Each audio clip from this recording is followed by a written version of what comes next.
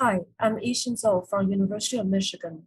A quick warning that this talk will include content related to intimate partner violence, stalking, and harassment. If this could be triggering, I'll give you a moment to mute or leave the room. Today, I'll be presenting a collaborative work with researchers from Cornell Tech and Norton LifeLock on the role of computer security customer support in helping survivors of intimate partner violence. Intimate partner violence, or IPV, is prevalent and can cause severe and long-lasting trauma on survivors. For statistics in the United States, over 1 in 3 women and 1 in 4 men have experienced rape, physical violence, and/or stalking by an intimate partner in their lifetime. For the transgender community, the rate of experiencing IPV is over 1 in 2.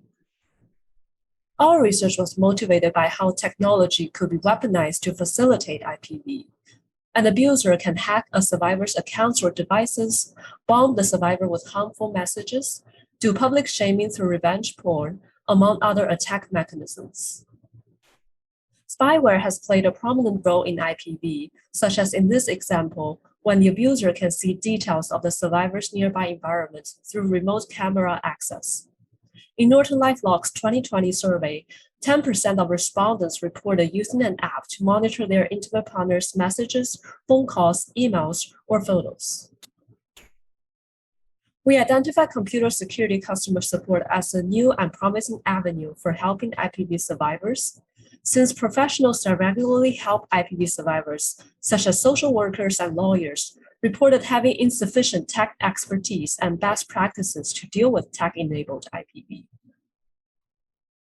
Security clinics for IPV survivors exist, in which trained technologists analyze a survivor's digital access and provided personalized advice.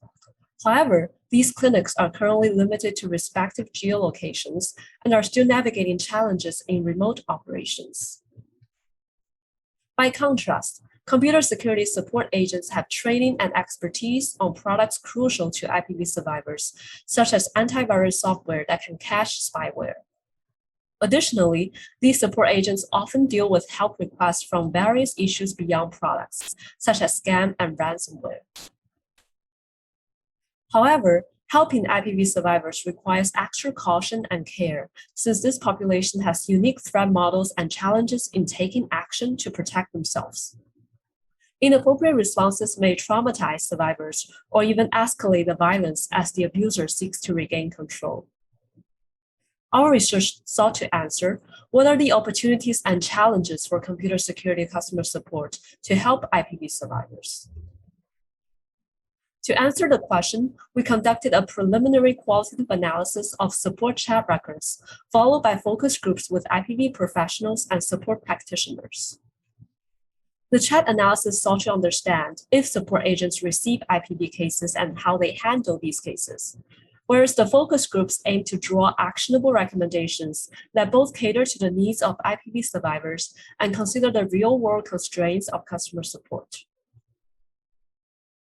The chat records we analyzed came from a large consumer-facing computer security company that has products from antivirus to VPN and serves millions of customers globally.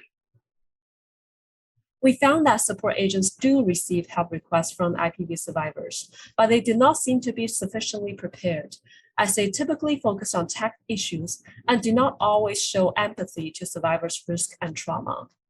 In one case, when a customer mentioned repeated hacking from their ex-husband and a restraining order, the support agent replied, "Do not worry about these problems if you have the product installed," without acknowledging that the customer is facing significant stress and danger and has many reasons to worry. To elicit suggestions on how customer support could better serve IPV survivors, we conducted 5 focus groups with 17 IPV professionals in total. We presented 3 representative chat scenarios from the previous analysis and guided IPV professionals to discuss what the support agents have done well and what can be improved. We then conducted focus groups with support practitioners from 4 large security companies and 11 participants in total to evaluate the practicality of IPV professional suggestions and identify any potential constraints or challenges for implementation. The focus groups with IPv professionals serve as three principles for computer security customer support in interacting with IPv survivors.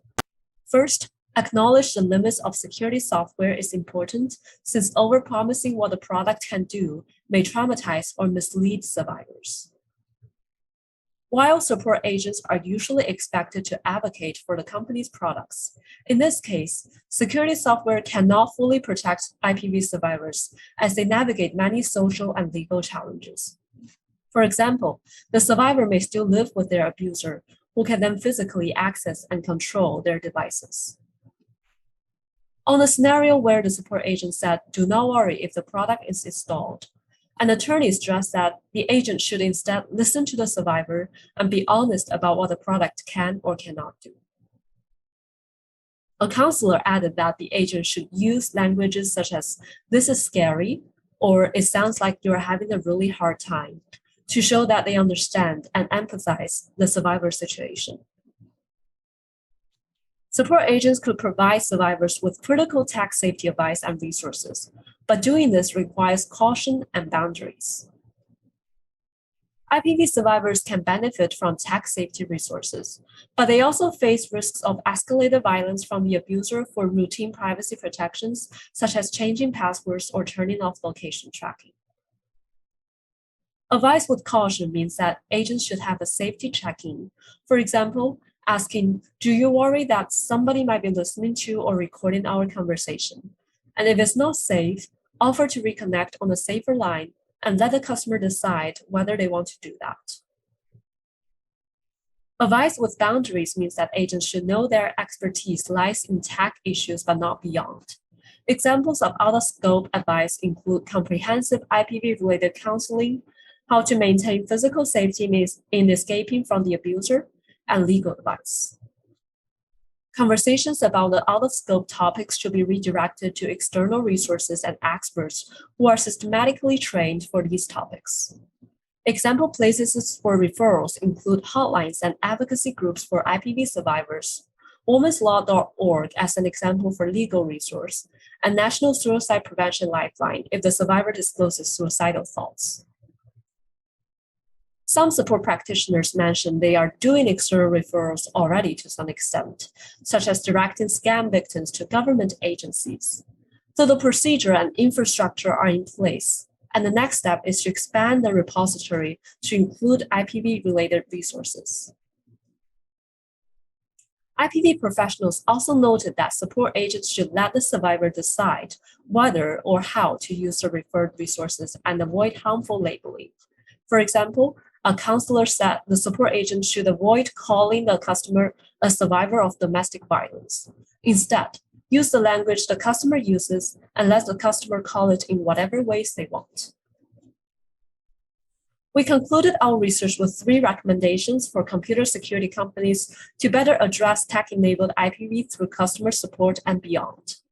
These recommendations were based on insights from both sets of focus groups, and support practitioners in particular saw their values and practicality. Participants from both sets of focus groups agreed that training customer support agents to properly handle IPv cases should be a priority. Such training should introduce support agents to both technical and non-technical aspects of IPv and highlight example scenarios to help agents recognize relevant cases. The training should teach agents what to do and not do, and additionally, it should provide resources for agents to cope with secondary trauma, since bearing witnesses to violence could be heavy, and some agents themselves might be IPv survivors. Support agents agreed on the necessity of such training. As the director said, their frontline agents do not have dedicated training on IPv, and it's critical to raise awareness of these issues as a starting point. Another director added that they saw the benefit of such training to a wider audience. For example, empathetic language should be used regardless of whether they are interacting with someone with IPv. This should be used across the board. Support practitioners also mentioned the need to track IPv cases in their daily work to inform relevant decisions. For example, some IPv professionals suggested an in-house specialized team within the customer support department with more expertise in dealing with IPv cases and less pressure of finishing cases on time.